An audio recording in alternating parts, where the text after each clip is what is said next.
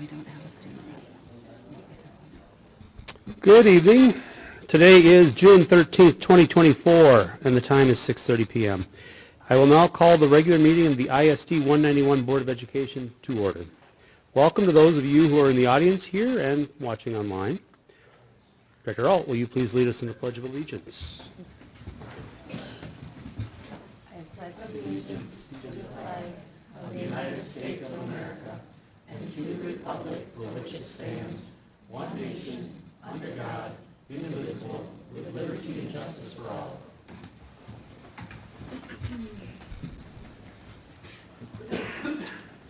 Is there a motion to approve tonight's agenda? So moved. Second. Moved by Director Hume, seconded by Director Chester. No, Connor. Director Connor, sorry. Is there any discussion? All those in favor say aye. Aye. Any opposed say nay. The motion carries unanimously. So tonight we're going to begin with the recognition of the John Coskren Awards. Give me just a minute.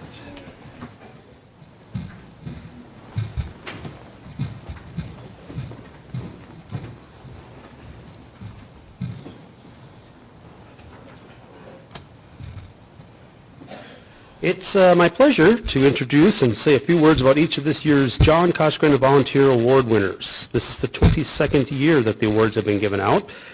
They are named in honor of John Coskren, a longtime advocate for volunteerism who served 34 years at Catholic Charities and retired as Associate Director in 1993. Mr. Coskren also served as a member of the District 191 Board of Education. We'll begin with the student category. We'll start with Gage Blanford. Is Gage here tonight? Oh, would you come on up here then and join me, please, Gage? Your moment of humiliation. Gage just completed 8th grade at Eagle Ridge Middle School. He's been a member of the Student Council, a web leader, and participated in theater. Gage volunteers his time to support numerous organizations, both inside and outside of school. He distributes food for the Open Door Pantry at Edward Neal Elementary. He volunteered at the K-9 booth at the State Fair, and he helped sew costumes for the Twin Cities Ballet during its performance of the Nutcracker at the Ames Center.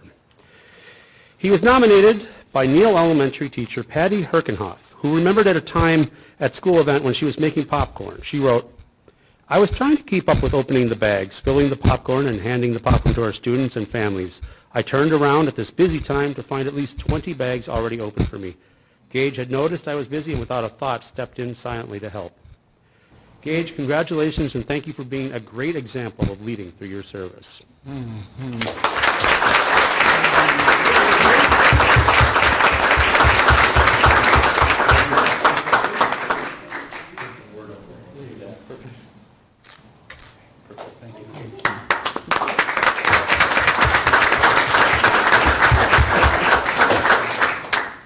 Next, I'd like to invite Isabel Lang to the podium. Is Isabel present? No. Okay. Well, Isabel is a senior at Burnsville High School. She is a member of the National Honor Society and Link Crew and is a Presidential Volunteer Award winner, having completed more than 100 hours of volunteer service. She has volunteered with Brain Power in a Backpack for 4 years and was the point person for the food sharing partnership between the 191 Community Pantry and Burnsville YMCA that provided year-round support for 50 families. She's also a team leader for the Bowls for Brain Power fundraiser and not only creates her own pottery pieces for the event, but helps teach others basic pottery skills. The person who nominated Isabel wrote, "Isabel is a dependable and capable and determined student with the skills and drive to succeed and willingness to provide help to those in need." Thank you, Isabel, for contributing your time and talents to the 191 community.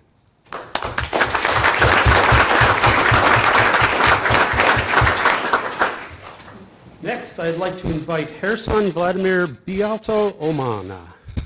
I hope I got that right. To the podium. Harrison is a senior at Burnsville High School. He's president of the Unitas Latinos Affinity Group, assists with EL courses, and is part of the group that plans the school's Cultural Week events. Harrison recently received the Presidential Service Award for completing more than 250 hours of community service. Harrison was nominated by Youth Services Coordinator Courtney Floback, who wrote, "Harrison is a person who dives into life and activities with passion and excitement. which ignites sparks in the people around him. He is driven to make a change in the world and has so many ideas for how to do that. Whether he is planning a school-wide volunteer opportunity, a fundraising event, or engaging with his peers, at all times, Harrison is working to make his school and community a better place. Congratulations, Harrison, and thank you for being a great example of leading through service.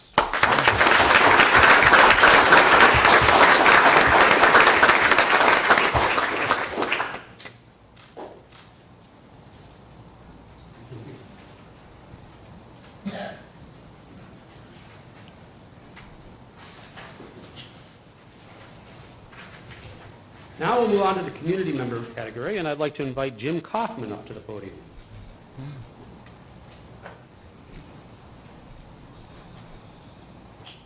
Jim is a volunteer with Adult Basic Education, where for many years he has mentored students as they prepare for their U.S. citizenship exam. He invests significant time and effort to ensure each student receives personalized assistance in preparing for their interview and tests. His care and compassion makes students feel confident and motivated to achieve their goals. Jim received multiple nominations. One of them included Jim's commitment to helping individuals on their journey towards citizenship is truly inspiring. His commitment to service and his remarkable contributions to our community embody the spirit of volunteerism and exemplify the values we hold dear. He is a shining example of selflessness, generosity, and dedication. Congratulations, Jim, and thank you for your commitment to supporting our students.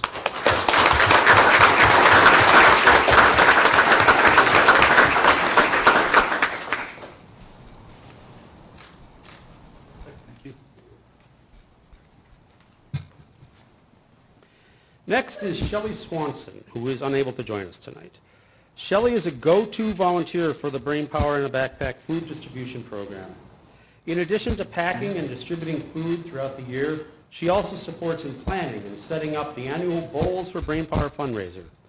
The floral centerpieces that she donated helped beautify the pottery displays. Shelley is a wonderful example of the evolution of many District 191 volunteers, from an active parent supporting their students and teachers to a community volunteer supporting district-wide programs that make a difference for those in need. Thank you, Shelley, for many years of support for our district and community.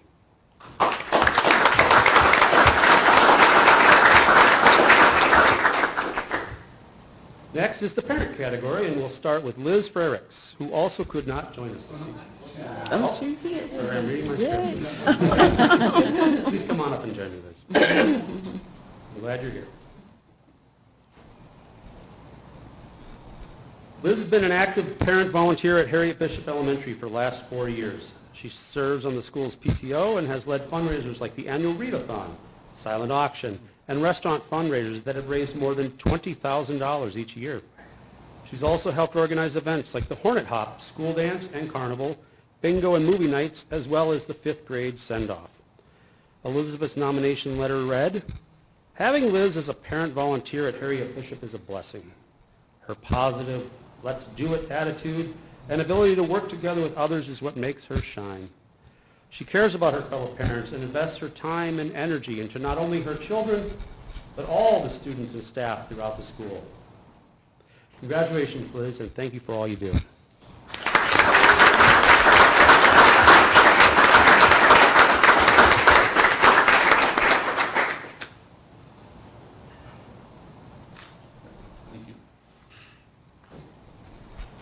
Next, I'd like to invite Lynn Cato to the podium.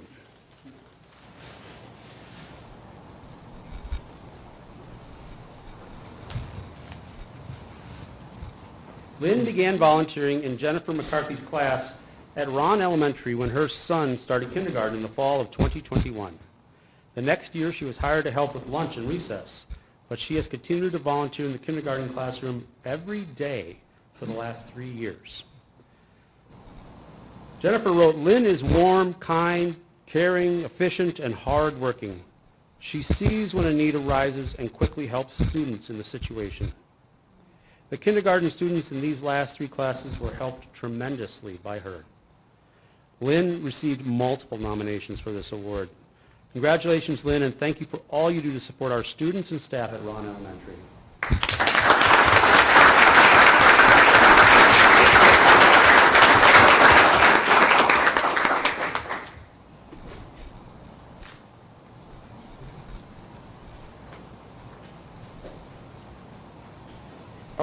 award of the night is in the staff category, and the winner is Mike Ciola, who unfortunately could not be here. Mike is a physical education teacher at Sky Oaks Elementary. Every week he comes to school 2 hours early on Fridays to run a floor hockey tournament for 60-plus students. This is a tradition that he started 20 years ago. It's amazing to think about how many students have benefited from the fun, supportive, and safe place Mike has created for them before school. Mike was nominated by Sky Oaks Cultural Liaison Heidi Grant, who wrote, "It is amazing to see the kids enjoy this activity that he leads. It means the world to them." Mike, thank you for putting in the extra effort to provide memorable experiences for our students at Sky Oaks. That's the final award for this year. I just want to close by saying that I am constantly impressed by the volunteers in our community. Whether students, staff, parents, or residents, there's a spirit of service in 191 that makes me proud to live here and be part of District 191. Once again, thank you and congratulations to the 2024 John Coskren Volunteer Award winners.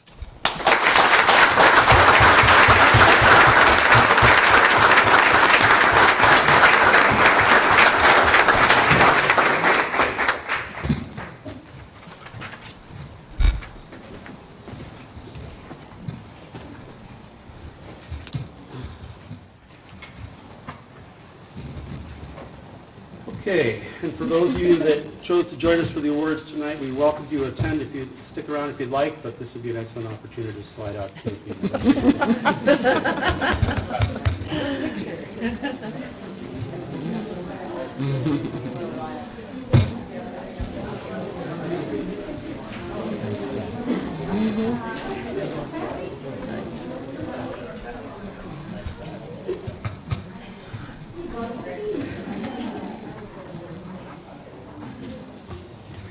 Next, we're going to receive a report about the Student Performance and Achievement Committee regarding literacy performance and the READ Act implementation from Amina Afadal, Director of Curriculum, Instruction and Assessment, and Christine McDonald. There they are.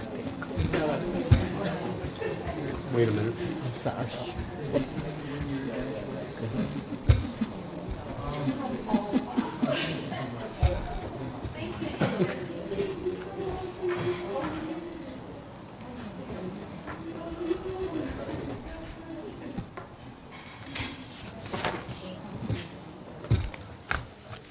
Welcome. Proceed as you wish. Thank you. Thank you, Chair Miller, Superintendent Battle, members of the board. Thank you for your time this evening.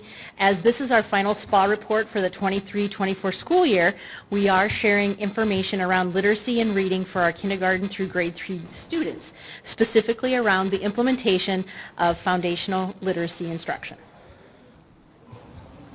This evening, we will take some time to update you on our curriculum, the curriculum work of our Literacy Steering Committee. We'll share data around student literacy performance and provide information about the district's implementation of the READ Act legislation. First, Christine McDonald, our CISA coordinator for elementary curriculum, will begin with information around elementary curriculum and instruction. Good evening. The Elementary Literacy Committee members have been earnestly working to align our curriculum and instructional practices to ensure academic growth for all students. Displayed before you are outcomes of the exceptional work of the Literacy Steering Committee.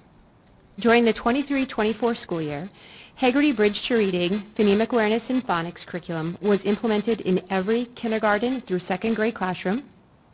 Each kindergarten through second grade teacher participated in monthly literacy coaching and data review sessions. During these sessions, educators had the opportunity to seek guidance and feedback on the implementation of the curriculum, instructional practices, and methods to analyze student learning through reviewing various assessment results. In addition to implementing Haggerty Bridge to Reading, all elementary classroom teachers began to use the carefully selected grade level guarantees to guide their instruction.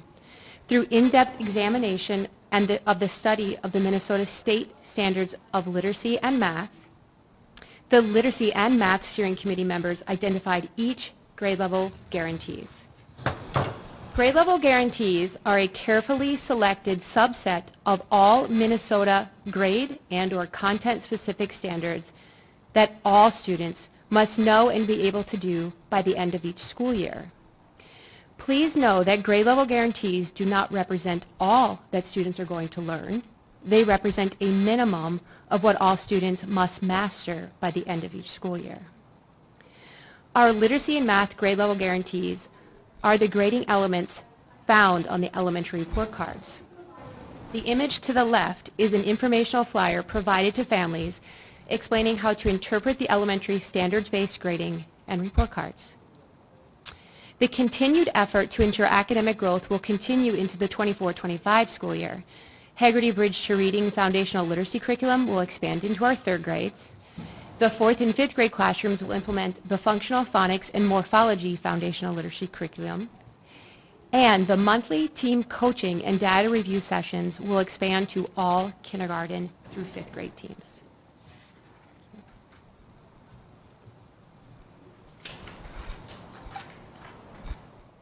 The graph displayed identifies the percentage of students meeting grade level benchmarks as measured by FastBridge this spring. The data illustrates cohort data. This spring, the 23-24 kindergarten cohort had 49% of their students meeting grade level benchmarks. When examining fall to spring 2023-24 kindergarten data, it was identified that not only did our educators ensure that all students who began the school year as identified meeting grade level benchmarks maintained meeting grade level benchmarks, and many students not meeting grade level benchmarks in the fall of 2023 are now meeting the grade level benchmarks at the spring of this year. The previous slide illustrated the percentage of students meeting grade level benchmarks by the spring of 2024. This graph before you illustrates student growth. When reviewing student data, it is extremely important to examine academic growth. Growth specifically means examining where a student academically performed at the beginning of the school year to where a student is academically performing at the end of the school year. Typical growth indicates 1 year of expected growth, and aggressive growth indicates more than 1 year of expected growth.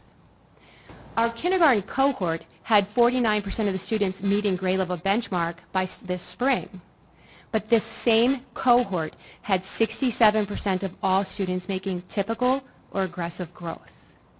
When a child begins the school year not meeting grade level benchmarks, it is paramount for a child to experience typical and or aggressive growth.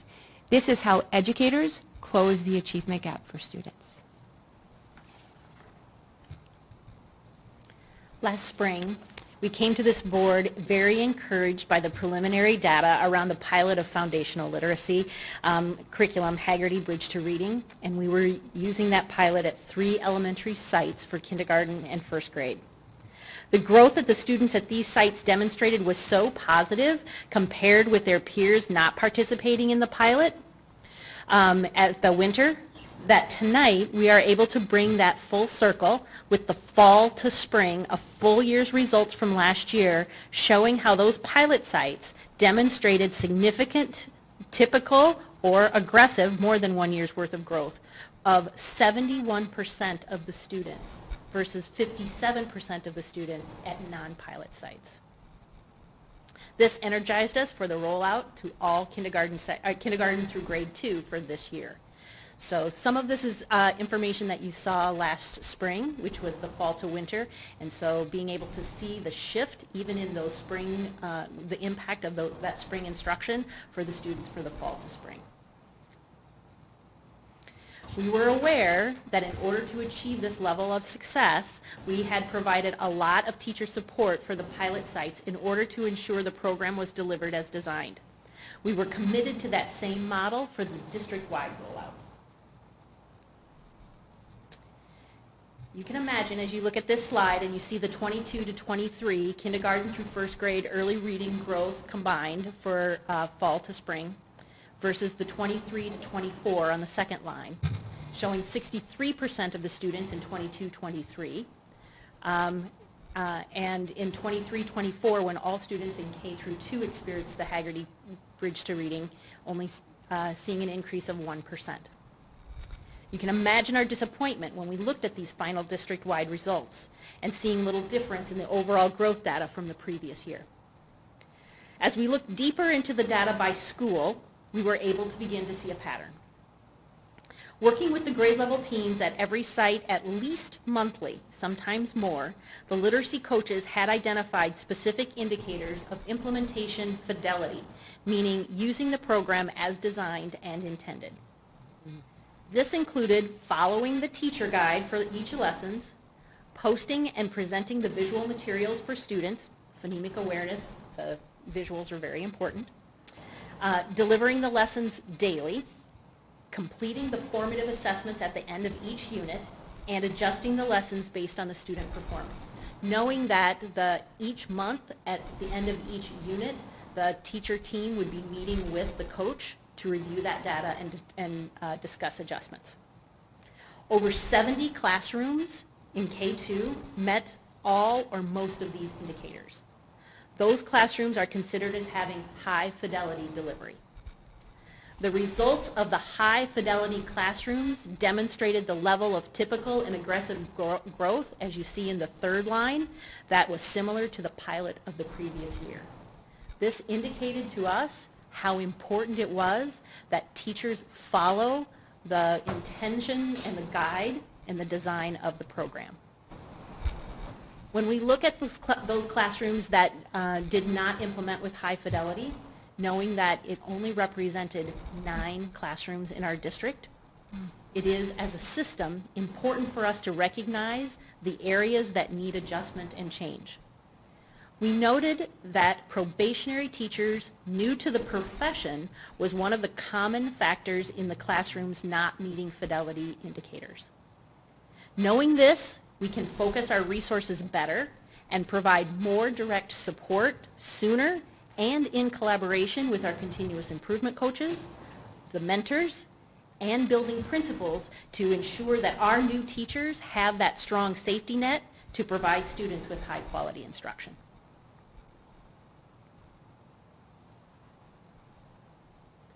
One resource and opportunity that will continue to support the efforts around foundational literacy is engaging with the components of the READ Act.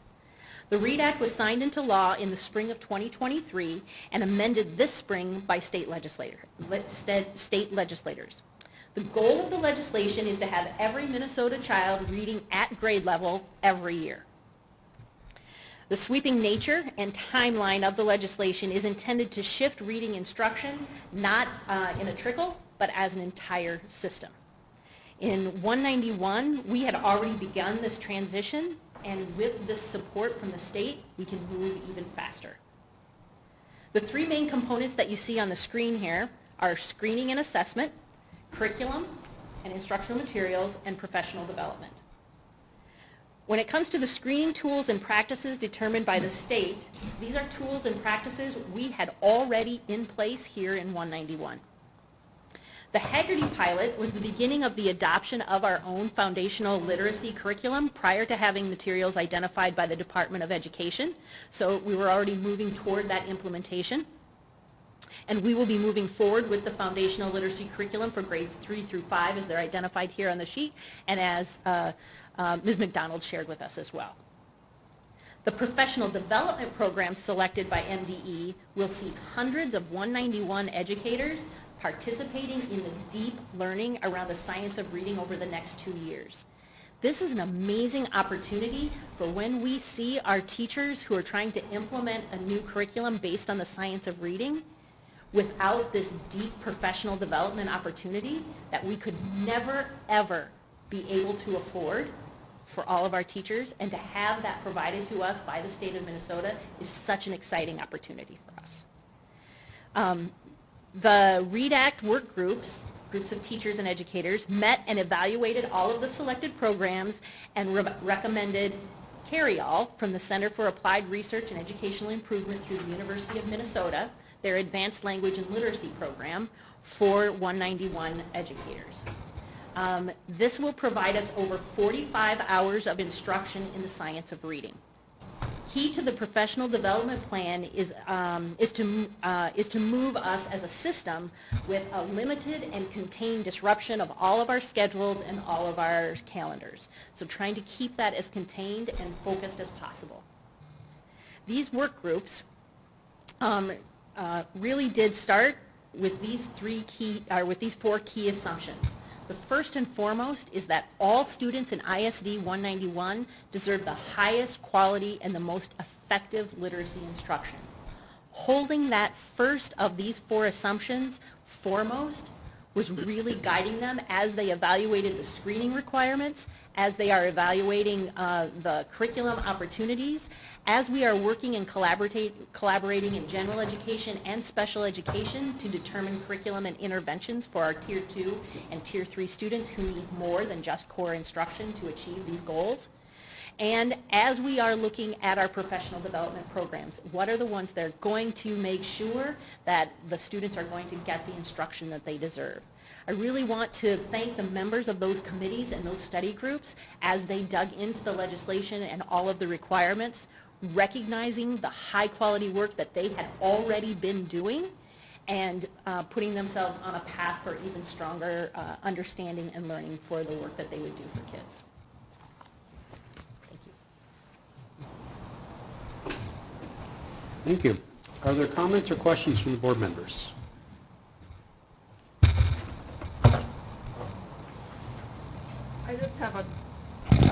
I just have a question on, maybe this was discussed in prior presentations, on how far up does the Hegarty program go? Is that just to third grade, I think is what you said? That's a great question.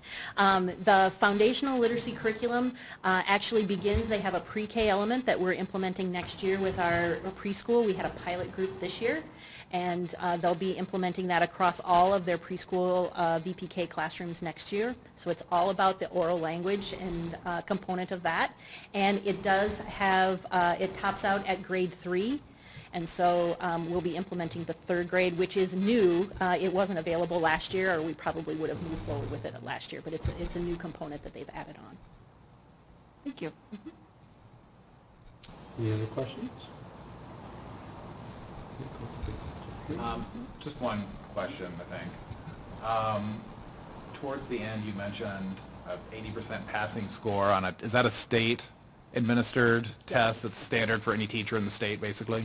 It's the state passing score within the approved program. So all the approved programs have an assessment within them, and the state set the 80% passing score for all of them. Got it. So it's not a test that we're creating, it's one that's already been created for us. One that's already created as part of the learning systems. Got it. Thanks.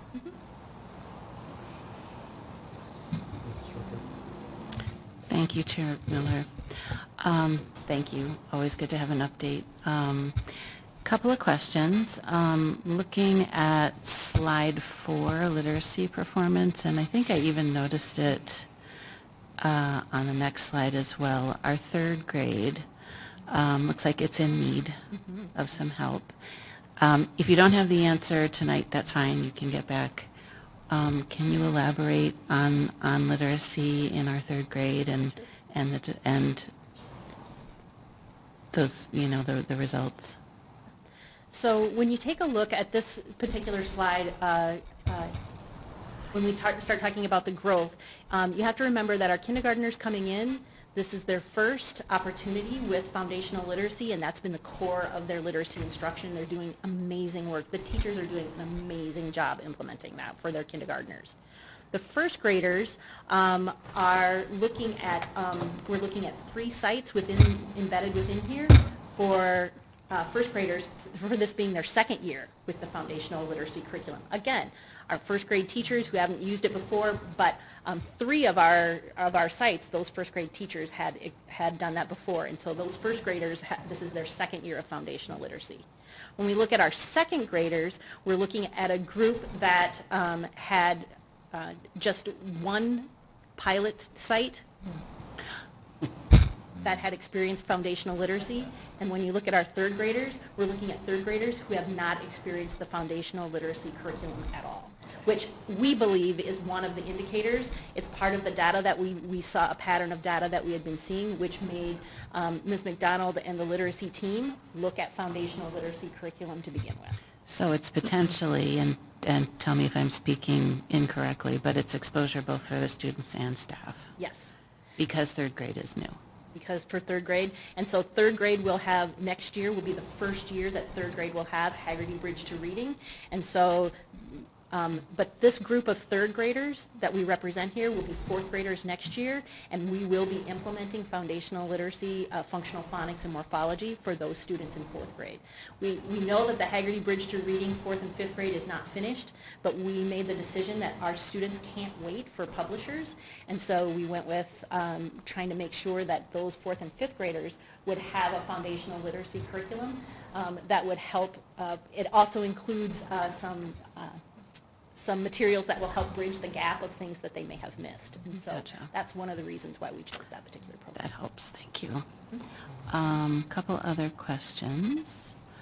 And thank you for the explanation of the high fidelity versus the low fidelity and the skewing of the classes that we're implementing with high fidelity versus low fidelity.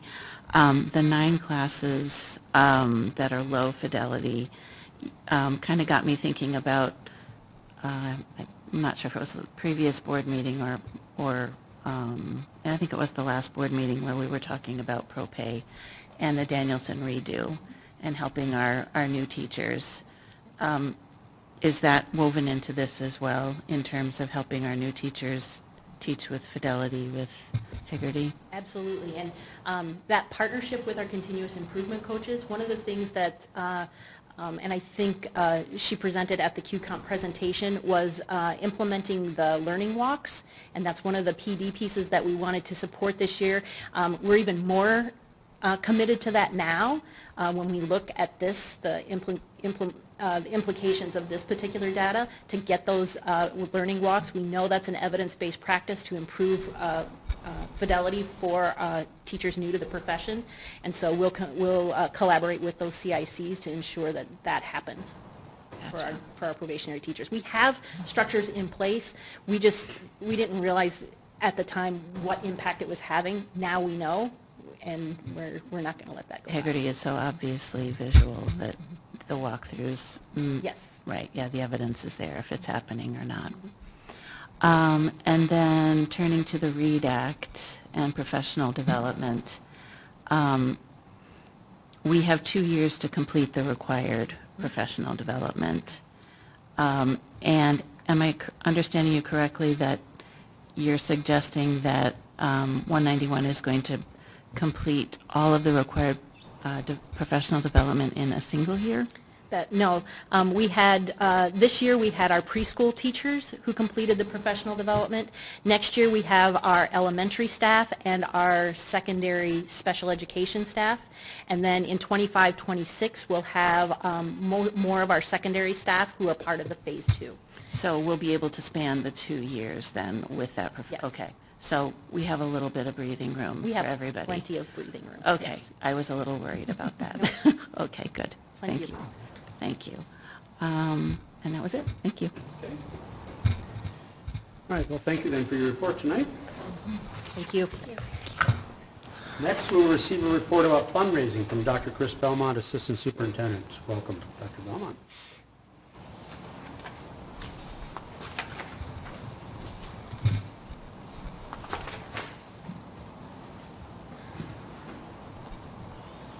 Good evening, Chair Miller, Superintendent Battle, and members of the board.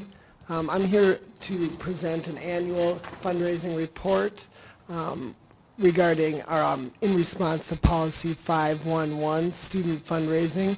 This report comes from our e-commerce system, dated from May 2nd, 2023 to April 30th, 2024.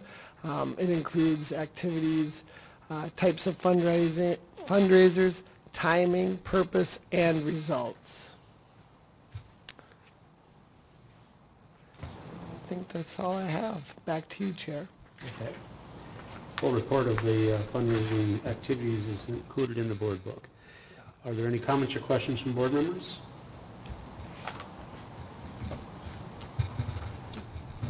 Thank you for your report then.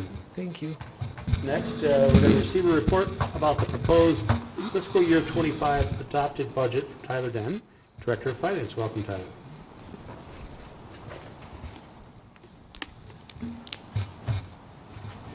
Good evening, Chair Miller, Superintendent Dr. Battle, members of the board. Tonight I will be presenting the 2024-2025 proposed budget. This process started back in January when the board approved the FY24 revised budget and received a report on the initial FY25 budget assumptions and perimeter options. Next week, we will bring forward the recommendation for approval.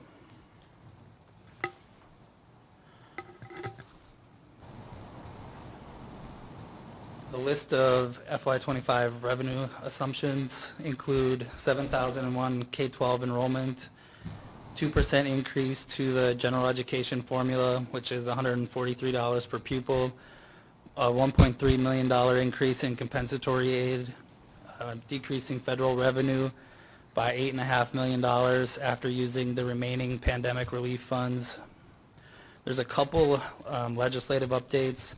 So there's an additional $273,840. It's new money to implement the READ Act training. And then there's $378,000 for a student attendance pilot program.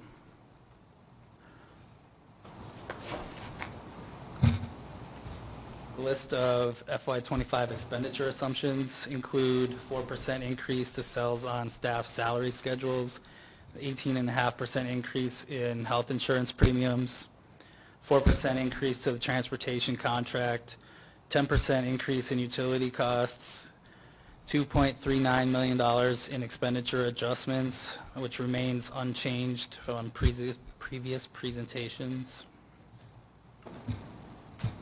And there's a link to that list here in the presentation. Multi-year grants that support our priorities. We have $1.9 million in Grow Your Own grants to support our students and staff who want to pursue a teaching degree. You can see all of the different ones. They span from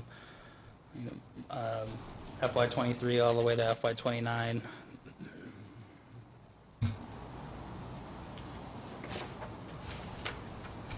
Here's the proposed budget for all funds. Total projected fund balance at June 30, 2024 is $74,806,110, plus the revenue budget of $207,043,563, less the expenditure budget of $211,347,425, equals a projected total fund balance of $70,502,247 at June 30, 2025.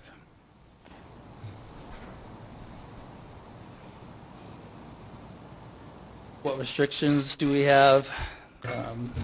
General fund capital, so that's the annual allocation that can only be used for approved personnel and equipment per state statute. We have title funds, that's federal money designated for specific purposes such as needs associated with high poverty rates. We have the technology levy specifically for technology, personnel, and equipment, food and nutrition services, community education, and debt service funds.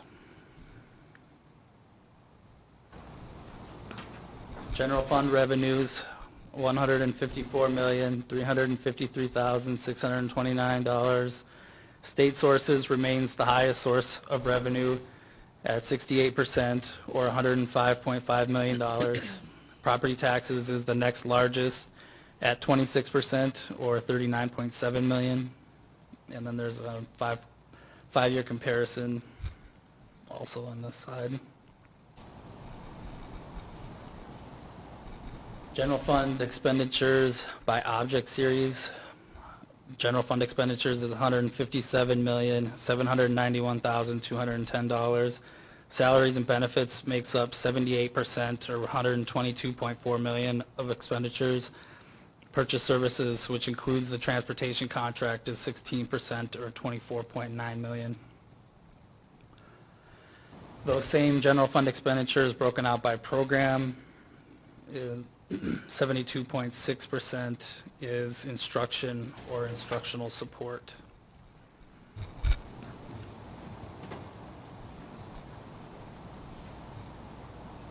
This is the general fund staffing by bargaining group. Teachers are the largest group at 70% of the total cost.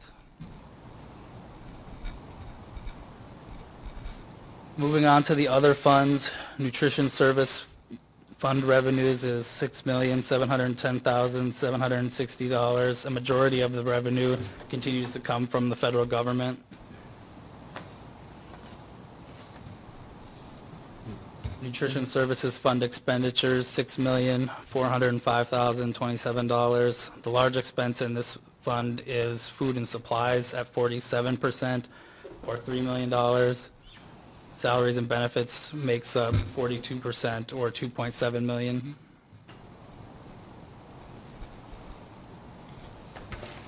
Community services fund revenues, $6,979,174. Most of the revenue in this fund comes from tuition and program fees, 39% or $2.7 million. The next largest source of revenue is state sources with 28% or $1.9 million.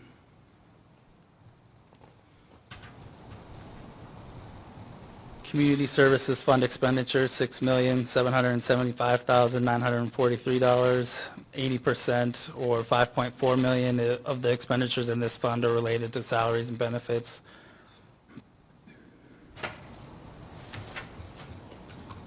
Fund balance history, 3 years of fund balance history and 5 years of projections. This slide is just all numbers. This is the same information, just in a graph, which makes it a little easier to see the historical trend adding to the fund balance, but the forecasted spend down in future years.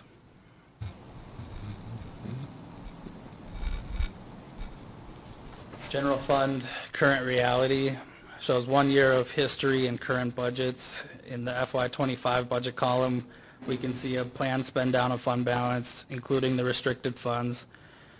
The unassigned fund balance percentage drops 2% to 16.41%. We have a couple other documents linked here. The adopted budget by budget unit report, which shows payroll versus non-payroll expenses, and FTEs by budget unit, and the staffing detailed by site and budget unit report. And that's it for that report. Thank you. Thank you. Before I open up for comments or questions, I just remind everybody the flow tonight. We received just now from Tyler an informational overview of the budget for fiscal 25. Purpose being so that we can all have it in front of us and it's available for the community as a whole. We will be moving to a workshop later tonight to dive deeper into it. So questions about the nuances of the budget itself, which should be reserved for that time period. If you had specific questions for clarity around what he was presented, please ask that now. Seeing none? No? Okay. Thank you, Tyler. We'll see you in a little while. We'll talk a little bit more about it later. Okay. Next, we'll receive a report about the superintendent's evaluation from Anna Word, Vice Chair. Good evening. On May 23rd, 2024, the ISD 191 School Board and Superintendent Dr. Teresa Battle met in a closed session to conduct her annual performance review. The review consisted of 2 parts, 5 essential duties and 3 personal district-specific goals set for Superintendent Battle at the beginning of the school year.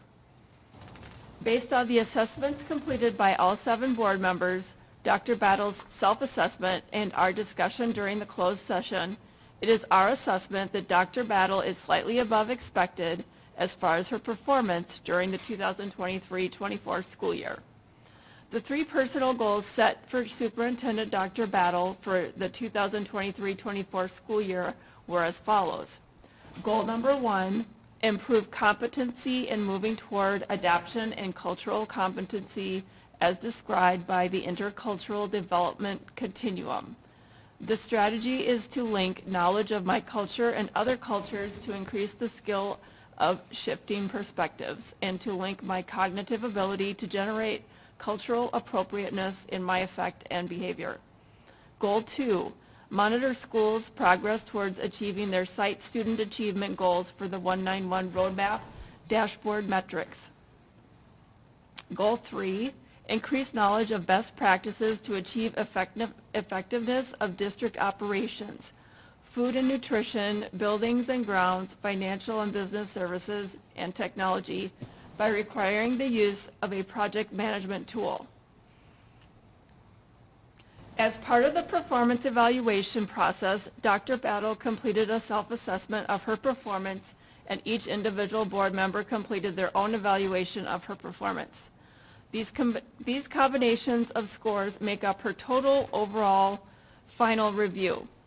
The scores this year aligned very closely, meaning we all are in agreement of her performance. Many admirable qualities were acknowledged while discussing Dr. Battle's performance this year. She offers support and leadership to her staff, connection and camaraderie within our community, dedication and perseverance to our programs, and equitable education of our students. While we have faced some challenges this year, she has used her creative thinking and ingenuity to problem solve and help our district keep focused on our mission and goals. I'd like to thank my fellow board members for your time and thoughtful input in helping to complete Dr. Battle's evaluation. I also would like to thank Dr. Battle for her commitment and passion for our students in our district. And that completes my report. Thank you. Thank you for your report. Next, we'll have a report from Dr. Teresa Battle, Superintendent. Thank you, Chair Miller and members of the board. So last week was a very great time of celebration, as it is every year, for our students, staff, and families, especially for those students who are moving on to the next stage of their personal journeys. I want to share a little bit about some of the celebrations that took place, and as you see, there are some photos on the screen for you and members of our audience. On Tuesday, the Burnsville-Eagan-Savage Transitions Program held its graduation ceremony, celebrating students who have developed the skills they need to reach their employment, post-secondary, and independent living goals. BEST is not a program that gets a lot of attention, but I know it makes a huge difference for these students and their families, and it's always a joy to celebrate with them.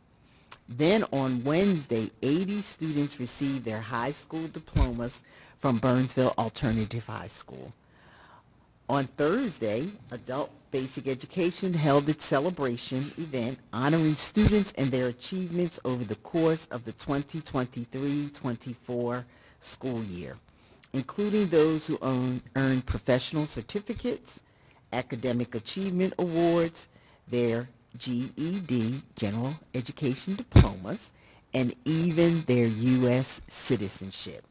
And on Friday, Virtual Academy graduates were celebrated in a virtual ceremony, and then we all got to enjoy the beautiful weather as we celebrated the nearly 500 graduates of Burnsville High School out on Pate Stadium.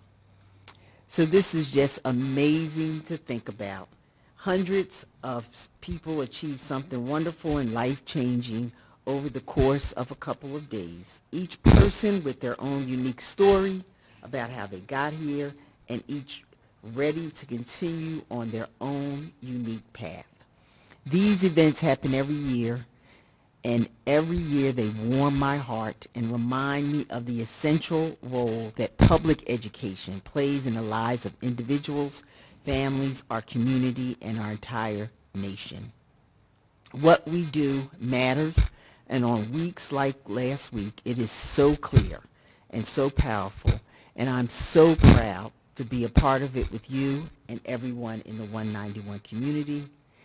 Oh, look at that, the toss and the cap toss, and that concludes my report for tonight. Thank you, Dr. Battle. Do board members have any reports they wish to share? And I'll just remind you that we have our committee report scheduled for our June 20th meeting.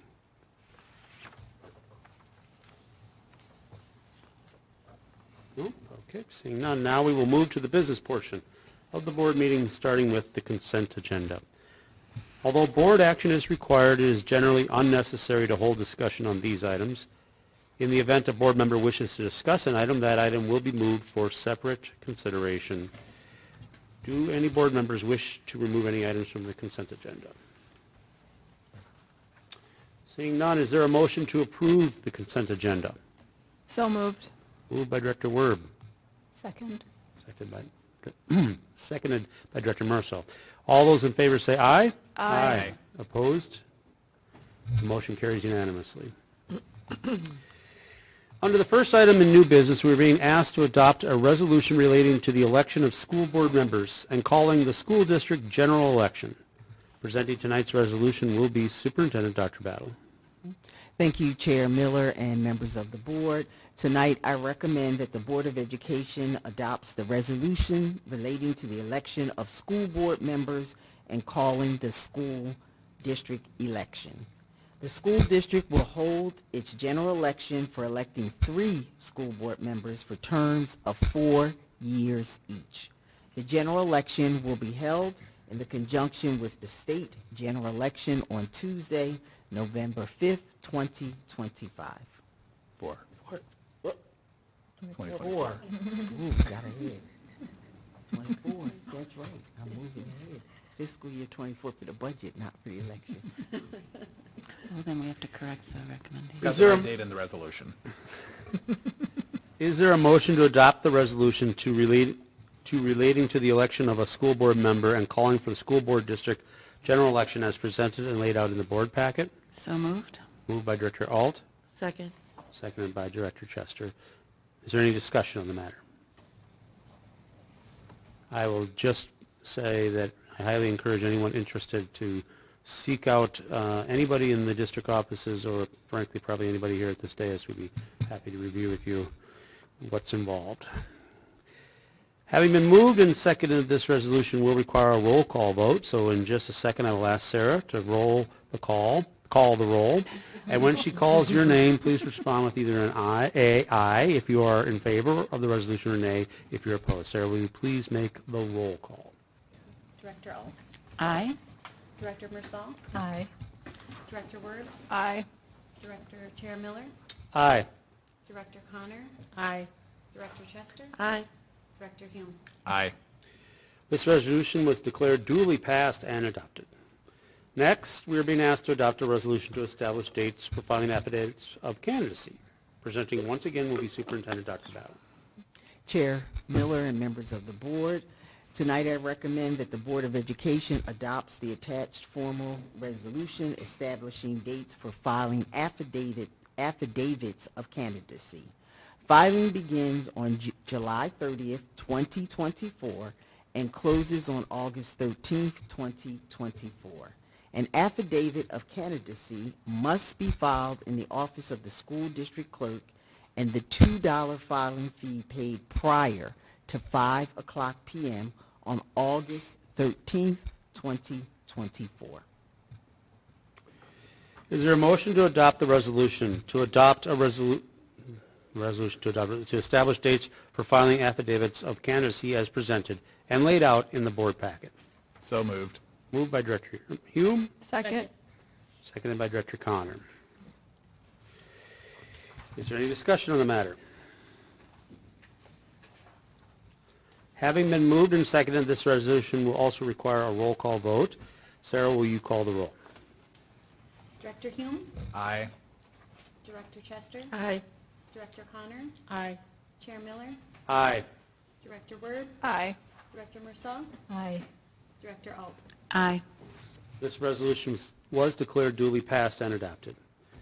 Next, we will be asked to adopt a resolution relating to renewing the expiring capital project levy authorization to fund technology of the school district and calling a special election thereon. Presenting once again will be Superintendent Dr. Battle. Thank you, Chair Miller and members of the board. I recommend that the Board of Education adopts the resolution relating to renewing the expiring capital project levy authorization to fund technology of the school district and calling a special election thereon. Is there a motion to adopt the resolution relating to renewing the expiring capital project levy authorization to fund technology of the school district and calling a special election as presented and laid out in the board materials? So moved.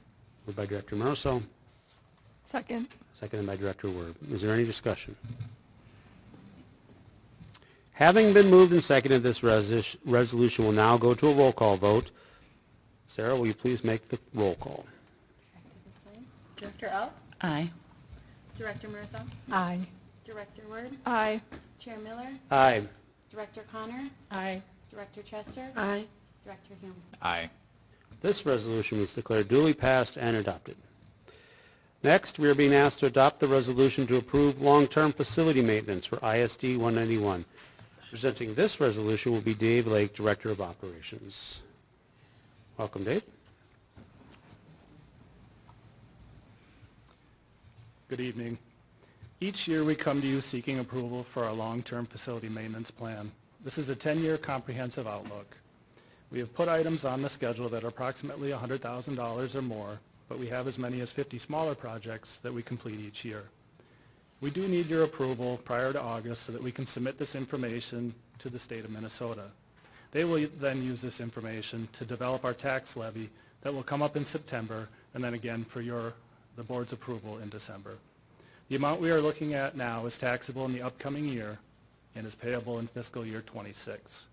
This is a 10-year map where we make adjustments based on the given priorities at each time. The intent is to give the board and our community an idea of where we are headed and allows us the flexibility to move things around as needed. It is my recommendation that the Board of Education adopts the resolution approving the revised long-term facilities maintenance budget for FY 2026. Is there a motion to adopt the resolution to approve the long-term facility maintenance plans and budget for ISD 191? So moved. Moved by Director Alt, Second. seconded by Director Hume. Is there any discussion? Seeing none, we will call for a roll call vote. Sarah, will you please make the roll call? Director Hume? Aye. Director Chester? Aye. Director Connor? Aye. Chair Miller? Aye. Director Word? Aye. Director Mirza? Aye. Director Alt? Aye. This resolution was declared duly passed and adopted. Next item we are being asked to adopt is the resolution of ISD 917, Long-Term Facility Maintenance Plan. Once again, presenting this resolution will be Dave Lake, Director of Operations. Thank you. The explanation for approval is very much the same for this long-term facility maintenance plan. We're doing this at this time so that it'll be reflected in our local levy.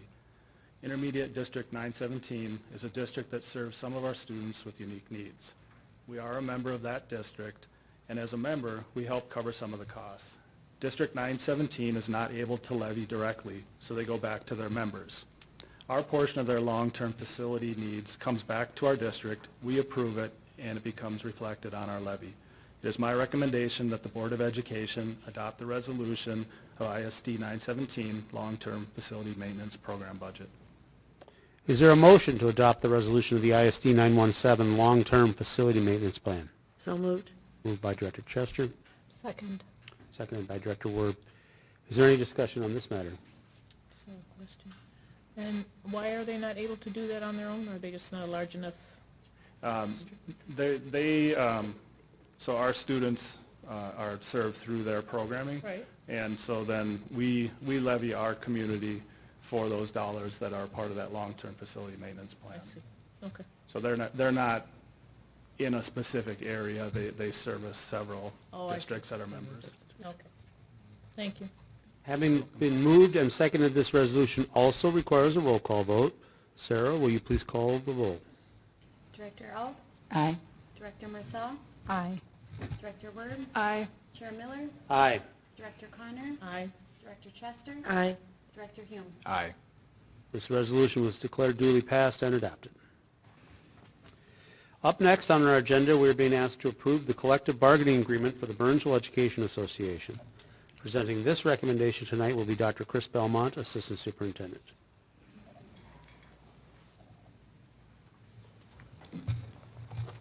Hello again, Chair Miller, Superintendent Battle, and members of the board. Negotiators for the Burnsville Education Association, led by Chief Negotiator Dwayne Barton, met with representatives from the board to negotiate a 2-year agreement. The parties began negotiating on September 20th, 2023, and reached a tentative agreement on May 16th, 2024. The two teams met for negotiations for 15 minutes and 15 meetings, longer than 15 minutes, and 3 mediation sessions. BEA members voted on June 5th and 6th, 2024.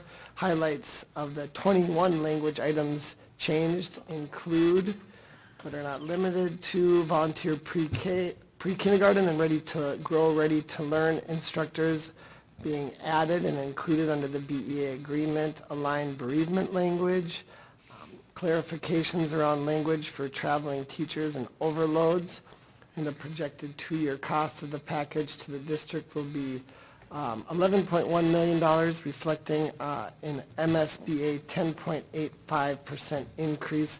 This amount includes schedule improvements, career steps, educational training, lane changes, and insurance premium increases. The average salary and benefit increase per FTE, full-time employment, is approximately $8,500 per year. There is a detailed summary of language changes included in the board packet. It's my recommendation that the Board of Education approve the proposed revisions and readopt the unchanged language in the 2023 to 25 collective bargaining agreement with the Burnsville Education Association and Independent School District 191. Is there a motion to approve the collective bargaining agreement with the Burnsville Education Association? So moved. Moved by Director Hume, Second. seconded by Director Chester. Is there any discussion on the matter? Okay. Since this is the adoption of a contract and not a resolution, we can take a voice vote on this. All those in favor say aye. Aye. Opposed, say nay. The motion carries unanimously. Up next on our agenda, we are being asked to approve the collective bargaining agreement for the Association of Clerical Employees. Presenting this recommendation tonight will be Dr. Chris Belmont, Assistant Superintendent. Thank you again. District and union negotiators representing 48 employees reached a tentative agreement on May 20th, 2024. The parties met for 2 bargaining sessions during the collective bargaining process. 8 language items were on the table for discussion. The union ratified the agreement on May 29th, 2024. Major language items agreed upon in the tentative agreement include removing dated language, clarifying and defining holiday language and leave language, including sick and safe leave, leave and bereavement language, alignment and steps, alignment to other bargaining groups, and then steps on both years.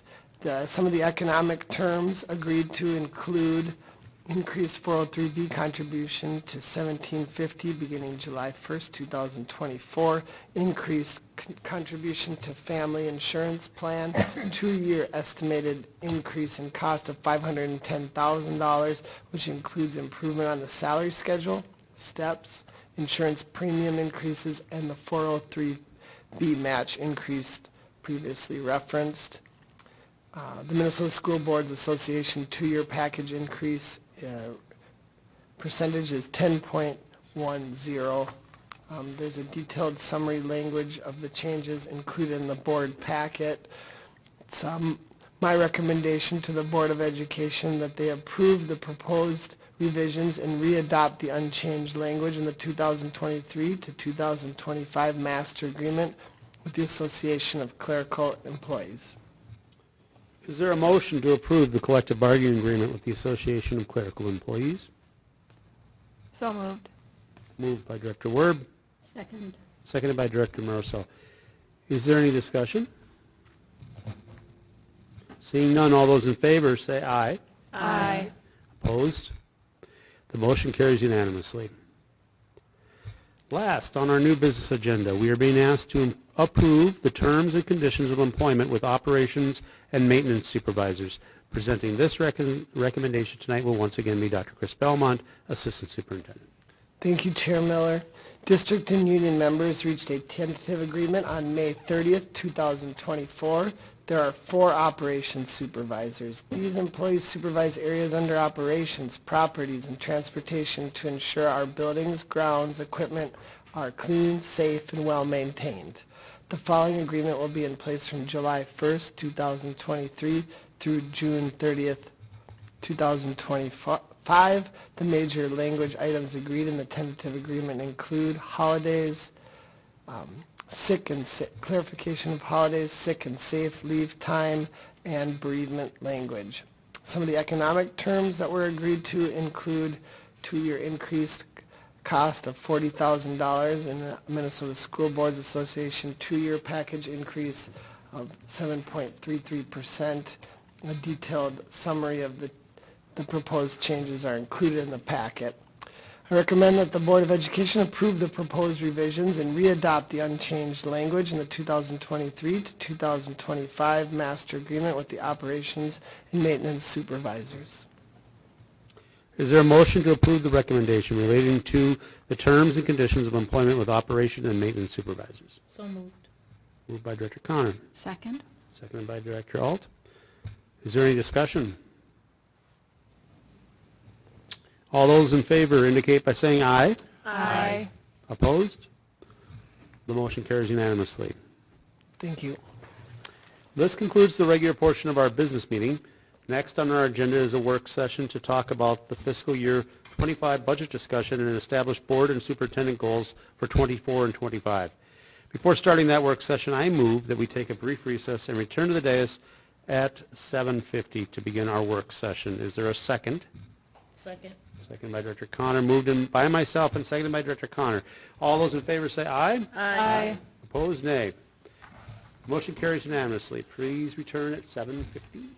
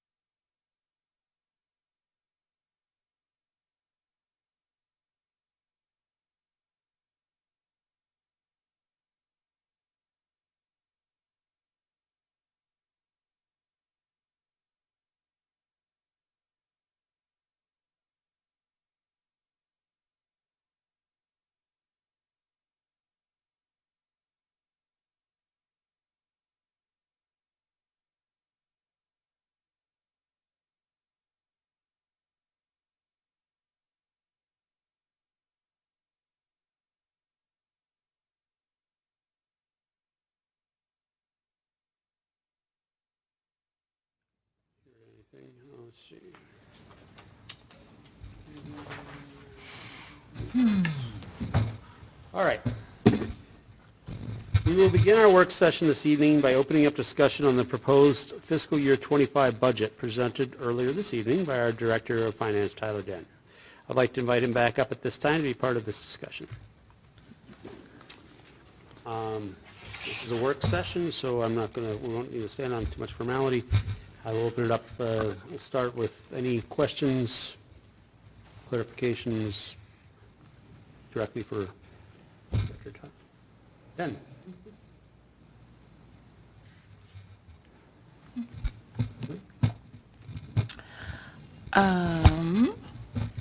On the substitute budget items, 01, 030, 020, 02020, 03020, and 05010, looks like we're increasing by about 346,000. Can you speak to that? A lot of that has to do with just the historical actuals from last year and what is currently happening this year, and adjusting to make sure that we have enough budget to cover it. I sign those invoices on a weekly basis, and they're just continuing to grow. So we're just trying to make sure that we have enough to cover it. And- So I can add to that also. So, I don't have I do have the current contract. I believe we increased the number of, by 2 days teachers can take off, if I remember correctly. And then also there is a growing need for self-care and mental health. So we didn't allot enough for this year based on the increase, and so that's part of the increase. So we found ourselves behind this year in funding for substitutes. off the top of my head, I can't tell you if we're going to be over or under budget on that one. Just because we don't have all the bills in just yet. It does lag a little bit. But the increase is just because there's a contract increase with teachers on call, so there's that aspect of it. Gotcha. And then just there just seems to be a large increase just year over year with it historically. So we're just trying to make sure we have enough to cover it. And if we come in under budget, and then we're looking at it, and the revised budget will adjust in January. So we can get that exact figure and increase for the teachers of call there. And that's helpful. I mean, I know it's consistent with the conversations that I've had with Stacy about substitutes, and I was thinking that was kind of it, but also knowing that there was an increase with the contract with. Yeah, I believe so. Okay, that's what Executive Director Solmine would name it. Exactly. And that's fine. But we'll verify that too. And then there was one other question. I'll save it for later. I'm still trying to find it. Thank you. Okay. Any other questions or conversation about the budget? Proposed budget. I appreciate that we've been able to stay within the parameters that were established back in whenever that was, January or February. I know it requires a lot of work for the staff, and I appreciate it, especially when there were so many balls still in motion right up until the last few weeks when contracts started to get settled. So I know that also probably has impacts and creates a lot of uncertainty as you're going through the process. So thank you for not just all the work that went into it up until our last conversation, but certainly the work that went into it to make sure everything was still balanced under our parameters after contracts were agreed to and such. Because that's more of a comment than a question. But.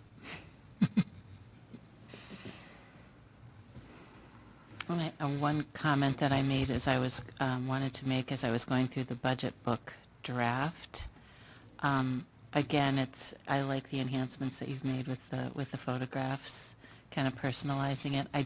I don't remember seeing that in last year's. Is that new? The pictures and stuff would have been in last year's as well. It would have, okay. Last year was really the first year we did the pictures in that capacity. And this year we're doing it again. There might even be a little bit more pictures and bigger pictures and stuff. They're like more that. noticeable, or maybe, whatever it is, it struck me this year, so if I didn't notice them last year, my apologies. They're just very striking this year, so Good. I appreciate that. Thank you. It does make it a little more real than just pages and pages of numbers, yes. It really talks, it really struck me that, of course, in budget, we talk about 80% of our budget is people. Right. And that made the point. Having the pictures there just really struck it, drove it home for me. And I was realizing if somebody, hopefully, if there is anybody other than us who's looking at the budget book, that they would pick up on that, and that the school-specific information includes pictures of the people from that school. And it was really, really nicely done. One just point of, for record clarification, this budget will represent the last remaining pandemic funding, correct? Or funds, Correct. usage of those? The well will be dry at that point, right? Correct.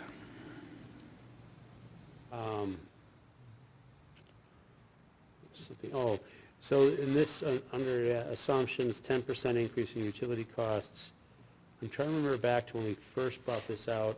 Wasn't it a bit higher than that? We'll be looking at, Yes, it might have been. Off the top of my head, I don't know if it was or not. 18% sits in my head. We did bring it back just because of the history, the actuals from last year, what the trend is looking like this year. So we did back that off a little bit. okay. And the 4% increase in transportation contract, that is a baked-in increase, correct, as part of the contract, right? Correct. It's a little complicated, and I believe it was spoken on a little bit earlier. So the first couple years of the contract was 6%, and then afterwards it's tied to inflation or the consumer price index. So 4%, I believe, is still an estimate. We don't know that exact percent increase yet that I'm aware of, so it is still an estimate at this point. So if that did change, then that would be in the revised budget that we would approve next January. Correct, yep. But I think when we looked at this, the CPI was less than 4%, so we went with a little bit of a conservative figure on that. And so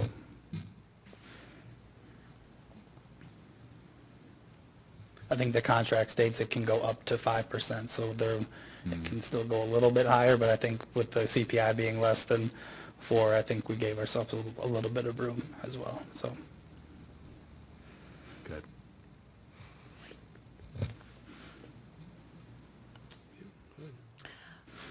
Since it's been a while since we've talked about it, and it just kind of jumped out at me this time, can you refresh everyone's memory on the technology capital levy? You know, we have now a little under 16 and a half FTE there, and you know, what all is that levy being used for, and how is it benefiting our students? Yep. So a lot of it is tech department staff. So it's about it's over $4 million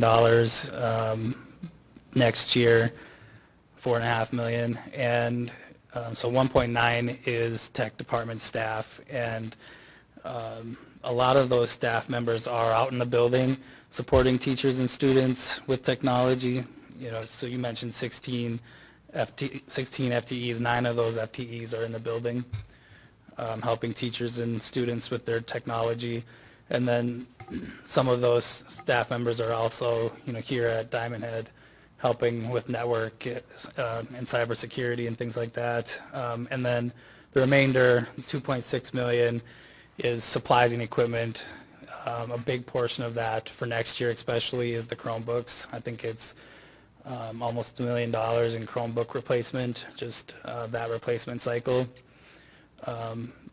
And so things like, those student devices, the instructional software programs that they need in the classroom. It's also being used to fund projects to upgrade spaces, so like the Morass Center and different audio projects that they're doing within the district at those spaces that that students, staff, and the community can use. So in reviewing that particular business unit year over year, we're really making the most of that particular business unit and not carrying funds over. We've kind of integrated it into the workings of the system to make sure that the money is targeted at the students. Correct, yep. That budget unit is the tech levy dollars that we levy for. So it's based off that question that the voters approved. So a lot of that is directly tied to student instruction, teaching staff how to instruct students with technology, that kind of thing. So it is in the classrooms. And it's been now 10 years. Yep. Kind of baked into the system as Chair Miller pointed out. Okay. Thank you for that refresh. Appreciate it. Yep.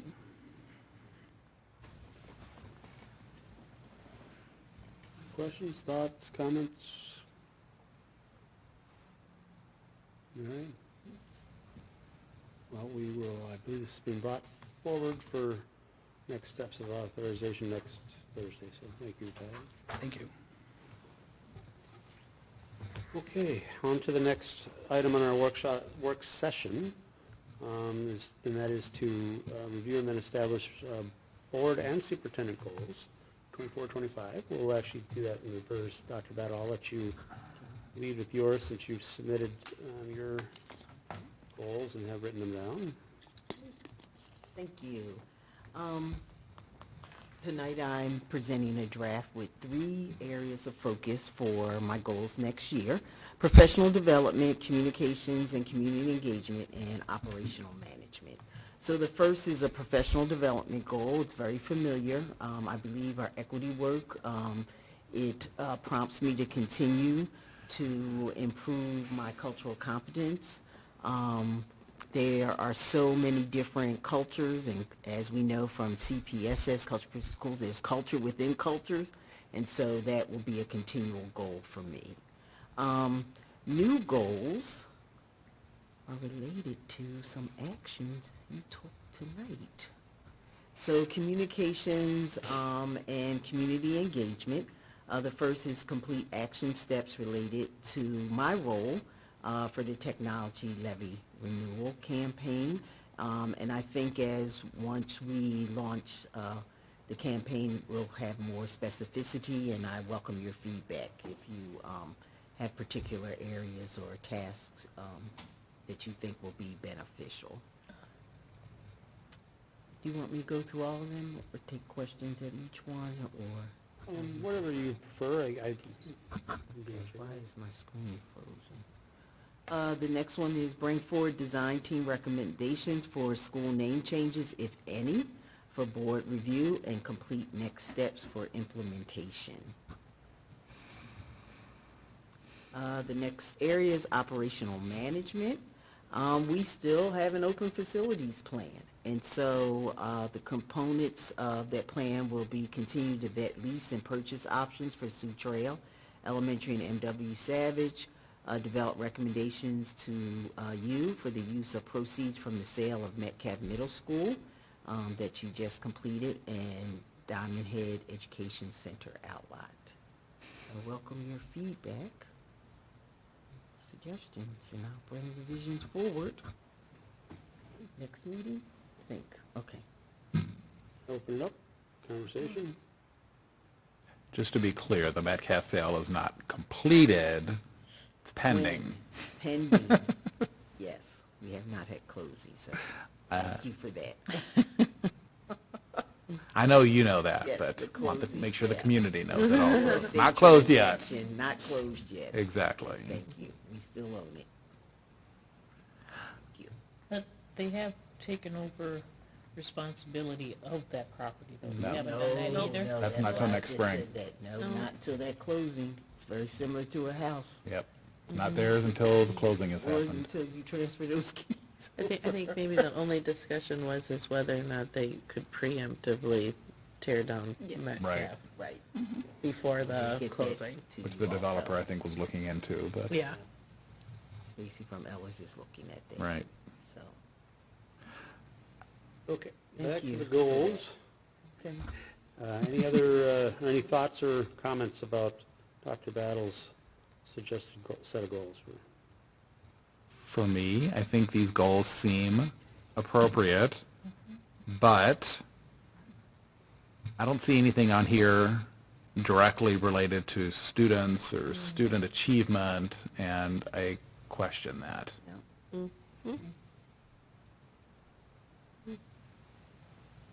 We also talked a lot about attendance, and I know we have the new Right.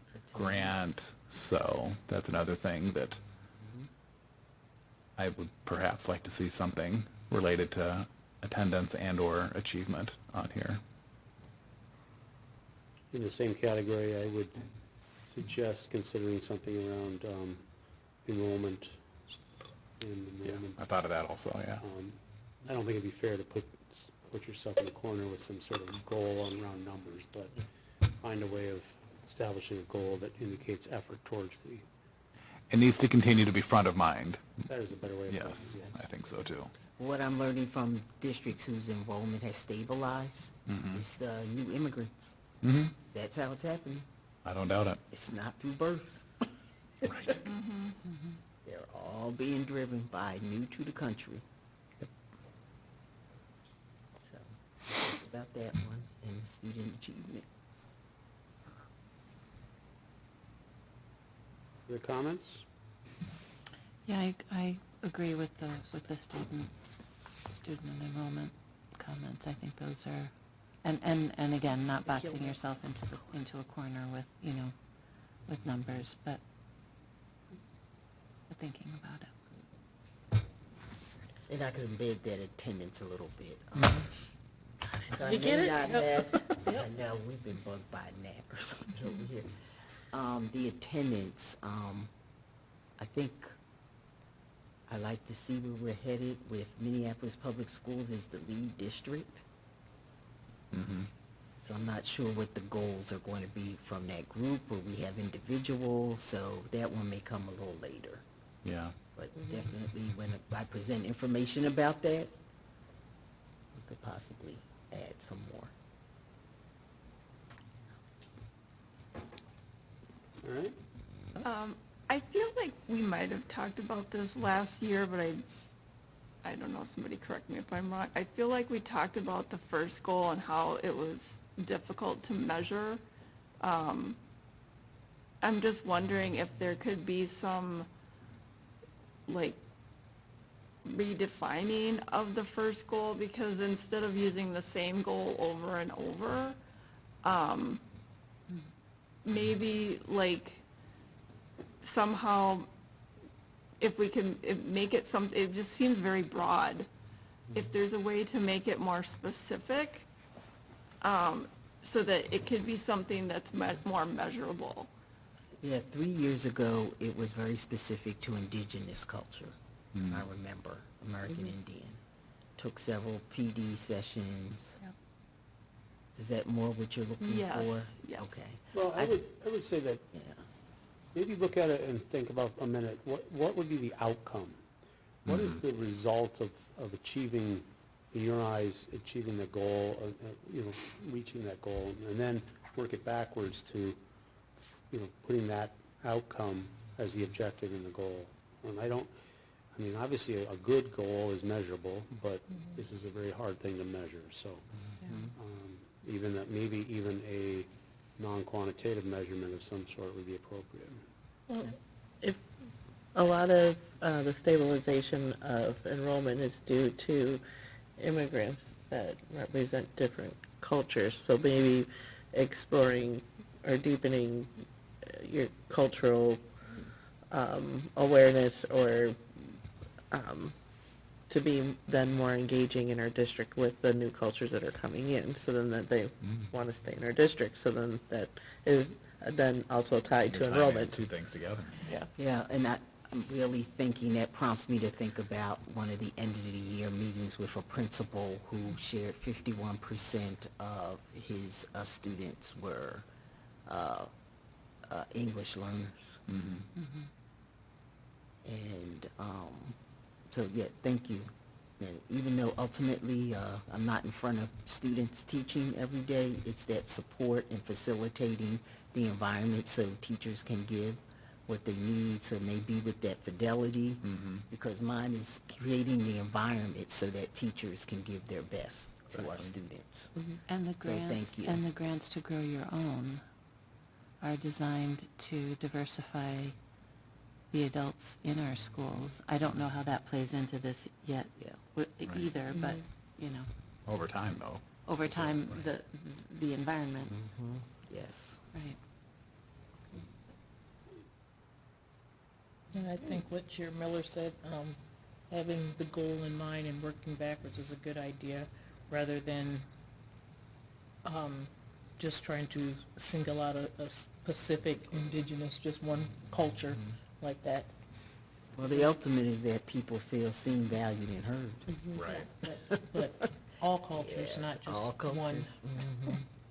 But sometimes you can make that progress by focusing on one specific group or culture, and then it may open you up in other ways with other cultures that maybe you weren't specifically focusing on, but gets you thinking about them in a different way, or a more open So I'll way. look at some data points too to help. Because as you know, we do get survey information from several of our community, students, staff, as well as parents. Well, I just think too that there's such a small percentage too. We have to, be inclusive of the larger Sure. percentages of people of culture in this district. Right. Okay. Thank you. I think you have some feedback, right? Yes. All right, we're going to move to the second half of this, and that is our goals, or the board, I should say, the board's goals, 24, 25. We have here the previous goals for this current year. And I'll just run through those real quick here, high view, and then what I suggest is we then discuss the value of moving any of those forward, and then potentially, any suggested additional goals, or striking one of these and replacing it, whatever. So, the first was around cultural proficiency, and I'm not going to read this all directly, but it just involves understanding CPSS. We would be measured on that by our participation in retreats and learning more, and receiving more information from cultural liaisons and other appropriate representatives. Goal 2 was around supporting and leveraging new methods and original thinking to improve student outcomes. That is about us better understanding our programming, deeper understanding of pathways, measure progress would be to participate in workshops, receive reflections about getting around pathways, and dashboard reports. Goal 3 was creating space and opportunity for each and every voice to be heard. That was an effort for us to seek input from multiple voices, families, staff, community, and members. Progress of that be measured by giving opportunity to the community to provide input, logistic activities, learn more information from our families and staff, and understanding which voices are represented in survey results, etc. And goal 4 was to provide appropriate governance and guidance to Dr. Battle and her team. This was around understand the difference between governance and management, understand the responsibilities charged to the board members, and clarify expectations with Dr. Battle around communications protocols. And we talked here about having, facilitating some retreats and working with Dr. Battle to review and clarify board superintendent communication protocols. Maybe the best way to tackle this as I read through them is maybe just to skip down. We'll go back and start over and go through them and just collectively talk a little bit about our success on these maybe. That probably would help us decide whether some of them maybe need to keep going forward, or they were roaring success and they can be closed out, or they were not a great idea in the first place. I don't know. The options are. But. So let's talk a little bit, start with cultural proficiency. We have had some retreats around this in the past year. Oh, and I wanted to preface this whole conversation by saying that as I'm not going to be here at the end of December, I'd rather turn most of this conversation over to you guys a bit more than me having, I want to have a voice in it, but I'm not going to, I'd rather you guys love this Be here for conversation. half the year. It's less than that, actually. I was counting on my fingers the month. July doesn't count, remember? So. All right, fair. No, I think all of us at the table still, I mean, whether we're going to be here next year or not, we all have a voice, you know. Mm-hmm. We have experience, and until we step down, No, that's fine. yeah. Cultural proficiency.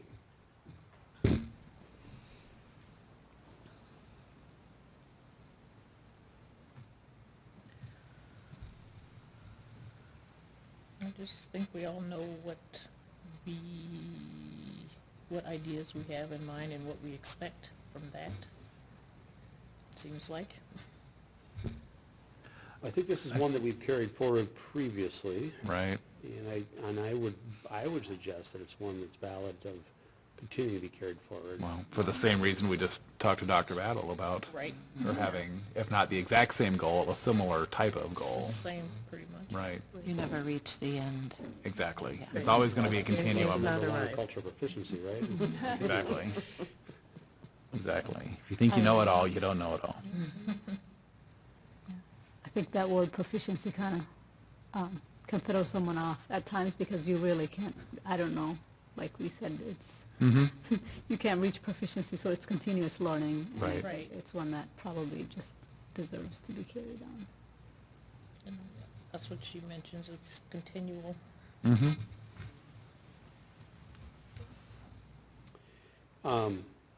So specifically looking at the measures, the first one around a retreat and retreats, I think that, arguably could stay.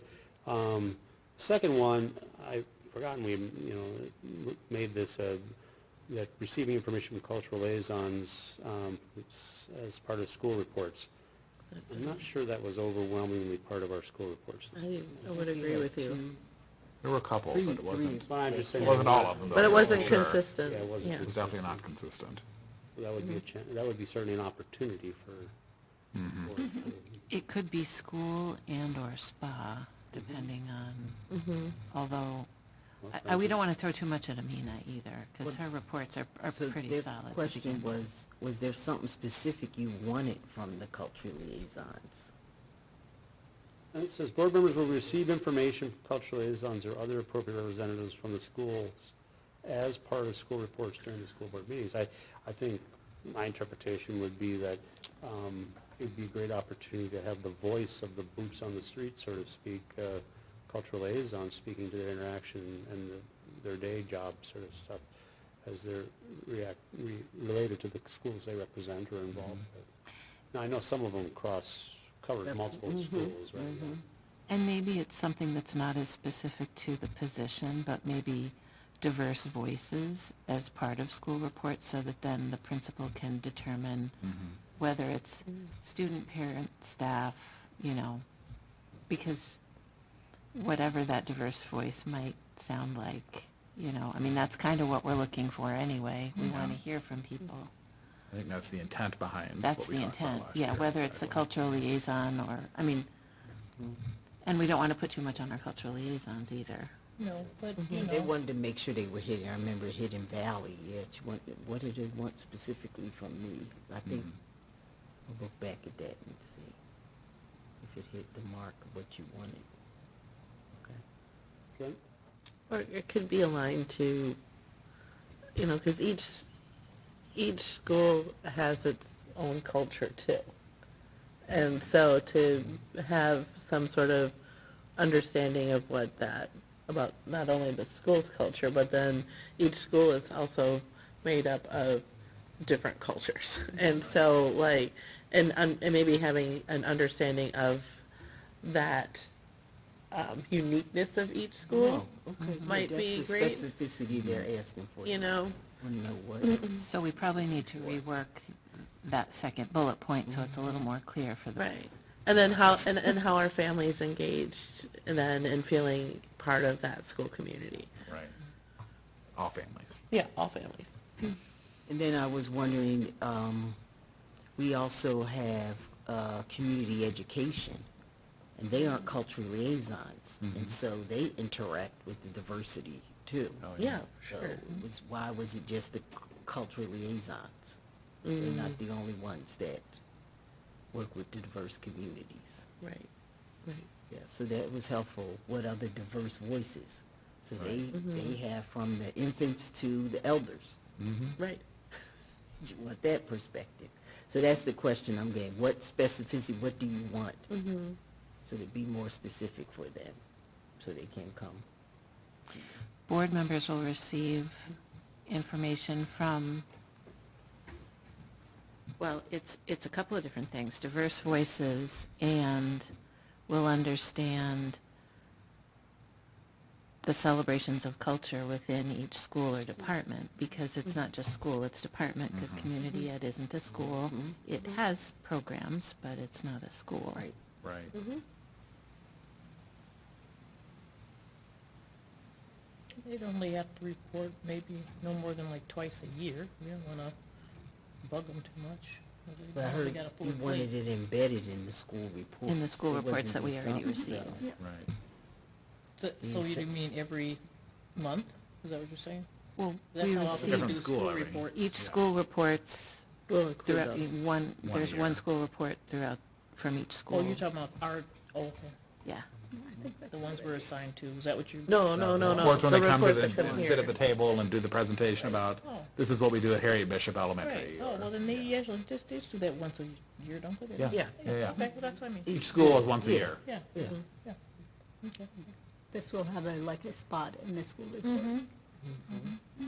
Okay, yeah, that's, okay, then, yeah, that's what I meant. Okay, move on to goal number 2. Supporting and leveraging new methods and original thinking to improve student outcomes. And these are strategic directions, just an FYI. The rest of these are strategic directions. Oh, for the strategic roadmap. Yeah, yep. Yeah. That's right.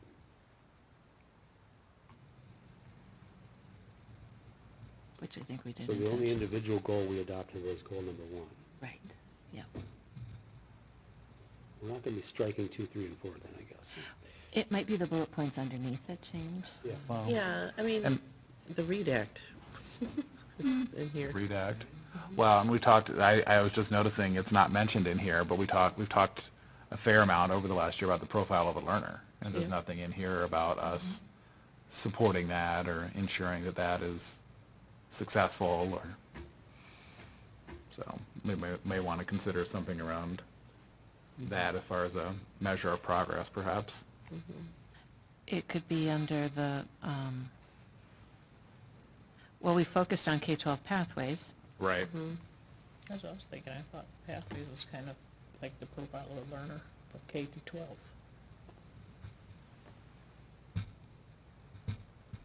If you remember some of the school reports, they had the profile of learner and they told exactly what they were doing at their school. Yes, they Right. did. But it wasn't all of them.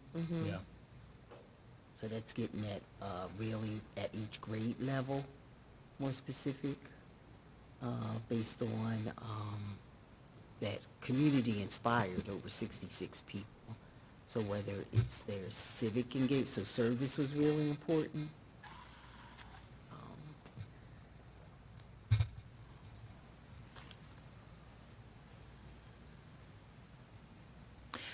We could just add profile of a learner. The learner. Just K-12 pathways and profile of a learner, Yeah. and just make it specific. Because I think the pathways is still something that we need to for sure. continue to understand, and we need to continue to highlight it so that the community understands.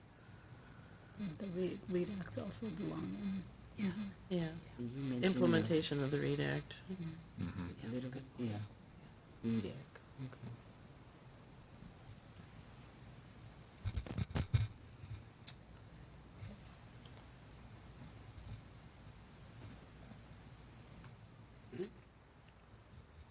Well, anything else, I guess we'll just encompass the other two in general then. Another bug. I know. They're everywhere. Any reason to add to the others?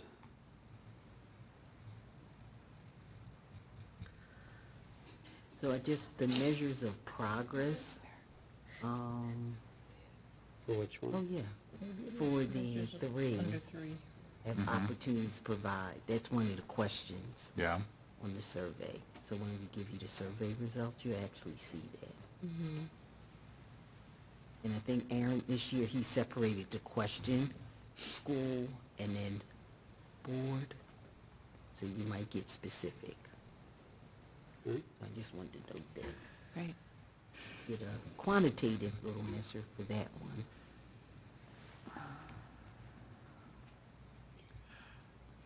Okay, well then I'd ask, is there anything additionally that board members feel they should be added to this list? I have two thoughts. Do with it what you will, colleagues. But looking at Dr. Battle's draft goals, she talks about the technology levy and the open facilities plan, and should we also have goals related to those? And that would create space for that transparency with comment. Well, that's kind of where I was thinking about it, is in the goal around transparency in the community and that one.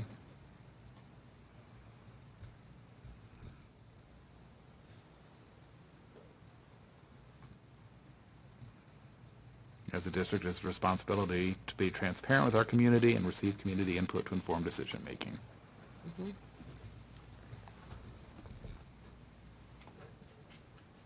Well, And I don't know that the where? tech levy belongs under 3, though. Is Where's one of the that? challenges of putting it Under under, measures you're just or- Yeah, gonna maybe not. unpack it next time. It would be easier just to wholesale, give it a separate goal, and then you can just strike it once, Yeah, a year from now. Oh, well, that's true. is it goal 5 or whatever? Take goal 4 out, Oh, you can have more than Just four. add add a 5th one. Add a goal 5 around. You can make, you can make so that- Support the Yeah, because it successful, won't be on there. yeah. Have a big goal. Special projects, facilities and tech levy. Yeah, those two could almost be under the same Yeah. goal. Yeah. Special projects, and then have the 2 bullets each year, whatever new is happening. Are we okay, with letting, Sarah or someone on Dr. Battle's staff put forward a draft for that for us, and then, Sure. because I think this is gonna be pretty straightforward. I'm afraid of inhaling it. I will tell Dave Lake about it, I don't know. Really mind the if bug. What that I problem don't tonight? eat up here, so I don't know what it is. Spray it or something. I thought you were gonna I actually swallowed one this morning when I Oh, was no. pulling weeds out of my garden. A little extra We're all protein. around, so, but we're indoors, they're not supposed to be here. So, we'll have Sarah propose a goal 5. I don't know if you want to make note of that or whatever, that goal 5 around special projects, that word or whatever it could be used, I guess, and then it would be the tech levy and... Open facilities. Open facilities. So we'll Usage. listen to the tape and we'll make revisions on all of them and then send it to you, but we need a quick turnaround. Thank you, Sarah. I like how you pointed and said thank you. Watches That us, was- she that was good. watches it the next day. Good for the minutes. On whatever your goals end up being, like, I would envision this one being parallel as much as possible, that we're supporting the work of Dr. Battle and her team There, no on one. Yeah. open facilities and the tech levy, or, yeah. I feel itchy soon. Yeah, I agree. Okay. All right. Yeah, this bugging. Do we have any other input on the goals? See that one I killed? I know. Seeing that, I have just, sorry, Seeing one that. more. Good Okay, dad so joke. on goal 3, it says that we're seeking input from multiple voices, and it has family, staff, community members. Is there anything about the students and like? Oh, good one. Yeah, I just kind of thought of it that we That's good. don't have them in there. Good point. Yep. Very good point. Should name them. Safio, yep. Yep. Don't assume. okay.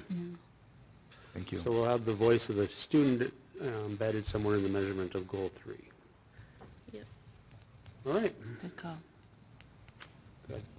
They're making healthy. Then, the time is now 8:30, and next on our agenda, we will move to a closed session to discuss labor negotiation strategy as permitted by state statute section 13D.03. Is there a motion to close the meeting at this time to discuss labor negotiations?